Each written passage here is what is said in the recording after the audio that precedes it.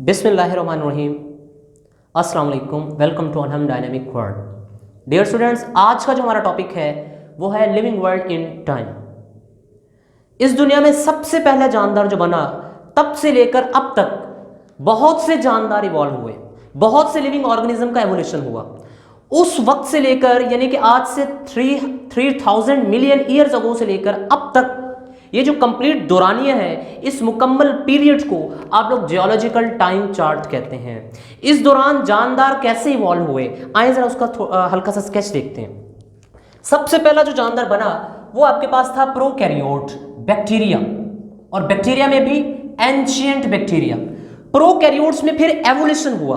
तो प्रोकैरियोट्स में जब एवोल्यूशन हुआ तो प्रोकैरियोट्स से जो पहले यूकैरियोट्स बने वो कौन थे? वो प्रोटिस्ट थे। और हमें पता है कि ये जो प्रोटिस्ट होते हैं, ये प्रोटिस्ट तीन तरह के होते हैं। कौन से तीन तरह के होते हैं? एक प्रोटिस्ट होते हैं एनिमल लाइक प्रोटिस्ट, एक प्रोटिस्ट को आप लोग कहते हैं प्लांट लाइक प्रोटिस्ट, और एक प्रोटिस्ट को आप लोग कहते हैं फंगस लाइक प्रोटिस्ट। तो प्रोकैरियोट से एवोल्यूशन के बाद जो प्रोटिस्ट बने वो ये थे। और प्रोटिस्ट में कितनी कैटेगरीज होती हैं? तीन तरह की कैटेगरीज होती हैं, animal like protist, plant like protist and fungal like protist. अब ये जो एनिमल लाइक प्रोटिस्ट थे, इनमें एवोल्यूशन हुआ और ये फर्दर किस में तब्दील हो गए? एनिमल्स के अंदर, और यहां से एनिमल इवॉल्व हुए।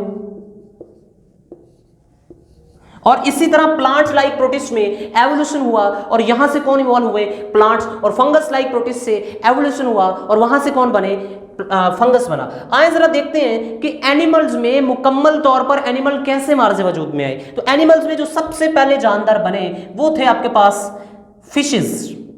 फिशेस में देन एवोल्यूशन हुआ, तो फिशेस से हमारे पास बने एम्फीबियंस, और एम्फीबियंस में देन एवोल्यूशन के बाद जो एम्फीबियंस से हमारे पास जानदार बने उनको हम लोग कहते हैं रेप्टाइल्स,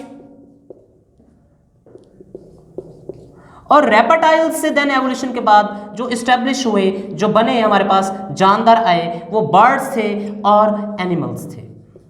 इस दौरान इन एनिमल्स यानी कि इन प्रोकैरियोट्स से लेकर इस मुकम्मल सीरीज एनिमल्स तक ये जो मुकम्मल दौरानिया है, इसको हम कहते हैं geological time chart. This complete duration is called geological time chart. ये मुकम्मल दौरानिया हमारे पास क्या है? जियोलॉजिकल टाइम चार्ट है। इस जियोलॉजिकल टाइम चार्ट को हम अपनी आसानी के लिए डिफरेंट इराज के अंदर तकसीम करते हैं। वो जो डिफरेंट इरा हैं जिनके अंदर हम लोग इसको डिवाइड करते हैं, वो इरा कौन से हैं? उनमें जो सबसे पहला और सबसे पुराना इरा यानी कि जिसमें प्रोकैरियोट्स आपके पास इवॉल्व हुए, उस इरा को कहते हैं प्रोटीरोजोइक इरा। उसके बाद वाला इरा उसको आप लोग कहते हैं पैलियोजोइक इरा। उसके बाद वाला जो इरा है उसको हम लोग कहते हैं मीजोजोइक इरा, और जो फाइनल इरा, जो करंट एग्जिस्टिंग इरा है, उसको हम लोग कहते हैं सीनोजोइक इरा। तो सीनोजोइक इरा है, इसे हम लोग कहते हैं कि ये करंट इरा है। जो अभी जिस इरा में हम लोग मौजूद हैं, जिस टाइम चार्ट के पीरियड में हम लोग मौजूद हैं, वो कौन है? सीनोजोइक इरा। और जो मोस्ट एंशिएंट है, सबसे पुराना है, वो कौन सा है बेटा? वो आपके पास प्रोटीरोजोइक इरा है। ठीक है बेटा, तो ये जो मुकम्मल टाइम चार्ट है, इसको हमने चार पीरियड्स के अंदर, चार इराज के अंदर ब्रेक कर दिया, जिसमें सबसे पुराना इरा आपके पास प्रोटीरोजोइक इरा, और जो करंट है, जो रिसेंट है, जो अभी मौजूद है, वो हमारे पास क्या है? सीनोजोइक इरा। अब सवाल यहां पर एक पैदा होता है कि सर हमें कैसे पता चल गया, हम इस चीज से कैसे वाकिफ हो गए कि जो एनिमल्स हैं वो रेप्टाइल्स से इवॉल्व हुए, रेप्टाइल्स एम्फीबियन से, या एम्फीबियन से पुराने फिशेज हैं, हमें इस चीज का कैसे अंदाजा हुआ, हमें इनकी डेट और एज कैसे मालूम हुई? तो आए जरा इस सवाल का भी आंसर ढूंढते हैं। How to find date and age? तो बेटा बुनियादी तौर पर हमारे पास इन जानदारों के फॉसिल्स मौजूद हैं, डेट एंड एज। तो हमने इनकी डेट एंड एज कैसे फाइंड आउट की? तो बेटा हमारे पास इनके फॉसिल्स मौजूद हैं, हमारे पास एनिमल्स के भी फॉसिल्स हैं, हमारे पास रेप्टाइल्स के भी हैं, एम्फीबियंस के भी हैं, फिशेस के भी हैं, और हमारे पास जो सबसे पुराना फॉसिल है वो प्रोकैरियोट का है। इसलिए हम लोग कहते हैं कि इन जानदारों में जो सबसे पुराने जानदार हैं वो प्रोकैरियोट्स हैं। अब इन फॉसिल्स की मदद से हम लोग क्या करते हैं, इनकी डेट एंड एज फाइंड करते हैं, और डेट एंड एज फाइंड करने के हमारे पास दो मेथड हैं। एक मेथड को हम लोग कहते हैं sedimentation method, one is called sedimentation. दूसरा जो तरीकेकार है उस तरीकेकार को हम लोग कहते हैं रेडियो एक्टिव मेथड।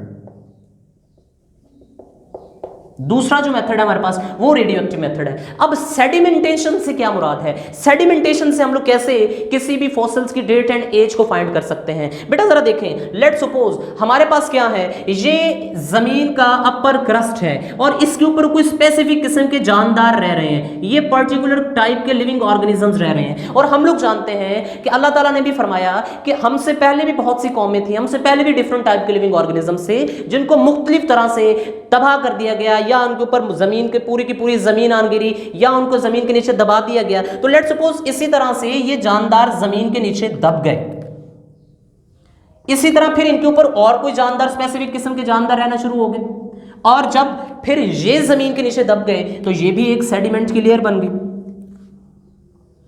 अब आप लोग क्या करते हैं, जो बेटा जो साइंटिस्ट होते हैं जो कि इन पहाड़ों को खोदते हैं, जो इन फॉसिल्स को निकालते हैं, वो क्या करते हैं, वो जब ये वाली लेयर को हटाएंगे, पहली सेडिमेंट की लेयर को रिमूव करेंगे, यहां पर जो जानदार निकलेंगे, लेट्स सपोज हमने कहा कि ये ए टाइप के लिविंग ऑर्गेनिजम्स हैं, इनको सेपरेट आउट कर लिया, फिर उसके बाद हमने जो दूसरी सेडिमेंट की लेयर हटाई, दूसरी सेडिमेंट की लेयर से ये जो जानदार निकले, हमने कहा ये बी टाइप के लिविंग ऑर्गेनिजम्स हैं। तो यहां से हम लोग क्या अंदाजा लगा सकते हैं कि जो ऑर्गेनिज्म डीपर लेयर के अंदर मौजूद है, नीचे वाली लेयर के अंदर मौजूद है, ऑब्वियस सी बात है कि वो जानदार पुराने हैं, वो ऑर्गेनिज्म पहले हैं, वो ऑर्गेनिज्म ओल्ड है, पुराने हैं, और जो ऑर्गेनिजम्स उनसे ऊपर वाली सेडिमेंट्स की लेयर के ऊपर मौजूद हैं वो नए हैं। इससे मुराद है कि जो ए टाइप के लिविंग ऑर्गेनिजम्स थे ये नए थे, और बी टाइप के लिविंग ऑर्गेनिज्म ए से क्या थे, पुराने थे, और बी से नीचे जो मौजूद थे वो उनसे पुराने थे, उनसे जो नीचे थे वो उनसे पुराने थे। तो इसलिए यहां पर एक सेंटेंस इस्तेमाल होता है, the organisms are in deeper layer should be primitive, मतलब कि वो क्या होंगे, पुराने होंगे, वो पहले एग्जिस्ट करते होंगे। इसी तरह हम लोग किस तरह से भी मालूम कर सकते हैं, रेडियो एक्टिव। देखिए सेडिमेंटेशन का एक मसला ये है कि लेट्स सपोज ये जो हमारे पास लेयर्स हैं, ये लेयर्स हैं, अगर इस दौरान कोई प्रॉब्लम आ गई है, अर्थक्वेक हुआ, जमीन हिली, या कोई और मसले मसाइल, तो ये सेडिमेंट्स की लेयर मिक्स हो सकती हैं। जब सेडिमेंट्स की लेयर मिक्स हो जाएंगी तो फिर हम एग्जैक्ट तरीके से इनकी डेट एंड एज को फाइंड नहीं कर सकते हैं। तो फिर हमारे पास जो दूसरा मेथड होता है, जो दूसरा तरीकेकार है, वो है हमारे पास रेडियो एक्टिव मेथड। तो रेडियो एक्टिव मेथड से हम लोग कैसे मालूम कर सकते हैं date and age of the fossils? Let's suppose हमारे पास ये साइंटिस्ट ने इस अपर लेयर को रिमूव किया, और इस अपर लेयर में ये जो ऑर्गेनिज्म था, इस ऑर्गेनिज्म को हमने कह दिया ए ऑर्गेनिज्म, ए टाइप का ऑर्गेनिज्म। इस ए टाइप के ऑर्गेनिज्म को जब मिट्टी से निकाला गया तो इस ऑर्गेनिज्म के साथ कुछ एलिमेंट्स मौजूद थे, कुछ रेडियो एक्टिव एलिमेंट मौजूद थे। क्या मौजूद थे? Radio active element. अब ये रेडियो एक्टिव एलिमेंट क्या होते हैं? ये रेडियो एक्टिव एलिमेंट्स ऐसे एलिमेंट्स होते हैं बेटा जो रेडिएशंस खारिज करते हैं। जो क्या खारिज करते हैं मेरे बच्चों? रेडिएशन खारिज करते हैं। अब ये जो रेडियो एक्टिव एलिमेंट्स हैं ये रेडिएशन खारिज करते हैं, और इनकी एक पर्टिकुलर हाफ लाइफ होती है। क्या होती है बेटा? Half life. और उस पर्टिकुलर हाफ लाइफ के बाद ये क्या करते हैं? आधे रह जाते हैं। बेटा उस पर्टिकुलर हाफ लाइफ गुजरने के बाद ये क्या करते हैं जी? ये आधे रह जाते हैं। अब जरा देखें, हमारे पास इस ए टाइप के लिविंग ऑर्गेनिज्म के साथ कोई एक रेडियो एक्टिव एलिमेंट मिला, हमने उस रेडियो एक्टिव एलिमेंट को निकाला, लेट्स सपोज। अच्छा बच्चों, तो लेट्स सपोज हमारे पास ये सेडिमेंट की लेयर थी, मतलब जमीन के नीचे डिफरेंट लेयर थी, हमने क्या किया, उस लेयर्स को हटाया। तो उन लेयर्स को हटाने के बाद हमें ये एक किसी पर्टिकुलर जानदार का फॉसिल मिला। इस फॉसिल के साथ जब हमने मजीद रिसर्च की तो कोई हमें ए टाइप का रेडियो एक्टिव एलिमेंट मिला। ए टाइप का रेडियो एक्टिव एलिमेंट, फर्ज कर रहे हैं हम। रेडियो एक्टिव एलिमेंट किसे कहते हैं? जो कि क्या करता है बेटा? रेडिएशन खारिज करता है। और रेडिएशन खारिज करने के बाद एक खास पीरियड आता है कि वो रेडिएशन खारिज कर करके आधा रह जाता है। वो जो पीरियड जिस दौरान वो आधा रह जाता है उस पीरियड को उसकी हाफ लाइफ कहते हैं। अब फर्ज करें कि ये जो लिविंग ऑर्गेनिज्म है इसके साथ ए टाइप का रेडियो एक्टिव एलिमेंट मिला। इस ए टाइप का रेडियो एक्टिव एलिमेंट ऑब्वियस सी बात है ये पीरियोडिक टेबल में मौजूद होगा। तो हम पीरियोडिक टेबल में इस ए टाइप के एलिमेंट का एटॉमिक मास देखेंगे, मॉलिक्यूलर मास जिसका होता है, मोलर मास, तो वो लेट सपोज कितना है, वो हमारे पास है जी, फर्ज करें 10 ग्राम पर मोल है, लेट सपोज कितना है। फिर हमने वहीं पर उसकी हाफ लाइफ भी दी हुई है, तो हमने वहां पर इसकी हाफ लाइफ भी वहां से देख ली, तो फर्ज करें हमें वहां पर इसकी जो हाफ लाइफ मिली वो कितनी है, वो 5 डेज है। तो जब हमने इसी ए एलिमेंट को यहां से निकाला था, इस जानदार के नजदीक से आइसोलेट किया था, तो इस ए एलिमेंट का जो मास बच चुका था बाकी, वो था 1.25 ग्राम पर मोल। वो कितना था बेटा, 1, मतलब कि रेडिएशन खारिज कर करके वो सिर्फ कितना बाकी रह गया था, 1.25 ग्राम पर मोल। आए अब जरा देखते हैं कि इस फॉसिल की एज कितनी है। तो जरा इसके लिए सिंपल तरीके क्या अडॉप्ट हो सकता है। लेट सपोज शुरू में ये जो ए एलिमेंट है हमारे पास, ये कितना था, ये 10 ग्राम पर मोल था। एक हाफ लाइफ गुजरने के बाद, 5 दिन गुजरने के बाद ये कितना रह जाएगा, आधा रह जाएगा। तो बेटा कितना रह जाएगा, ये 5 ग्राम पर मोल्स। फिर एक और हाफ लाइफ गुजरी, तो फिर ये मेरे बच्चों कितना रह जाएगा, ये और हाफ लाइफ गुजरने के बाद इसका आधा रह जाएगा, 2.5 ग्राम पर मोल रह जाएगा। फिर एक और हाफ लाइफ गुजरी, तो फिर ये बेटा कितना रह जाएगा, ये रह जाएगा 1.25 ग्राम पर मोल। और इतना ही हमें मिला है, ये देख रहे हैं आप लोग। तो इसका मतलब ये हुआ कि ये इतना कब रह जाता है, जब कितनी हाफ लाइफ गुजर जाती है, 3 हाफ लाइफ गुजर जाती है। मतलब कि इस एलिमेंट को जमीन के नीचे दबे हुए, या इस एलिमेंट को इस जानदार के साथ मौजूद कितनी देर हो गई है, 15 दिन हो गए हैं। इसका मतलब ये हुआ कि बेटा ये वाला जो एनिमल है, या ये वाला जो फॉसिल है, ये कितनी देर पहले जमीन के नीचे दबा होगा, 15 दिन पहले जमीन के नीचे दबा होगा। तो बेटा ये वो मेथड है, ये वो तरीकेकार है जिसके थ्रू हम लोग date and age of the fossils measure कर सकते हैं, और हम लोग बता सकते हैं कि कौन सा जानदार कब आया और कौन सा जानदार किससे पहले आया। तो बेटा ये आज का हमारा टॉपिक था, जिसको हमने कहा living world in time. Thank you ji.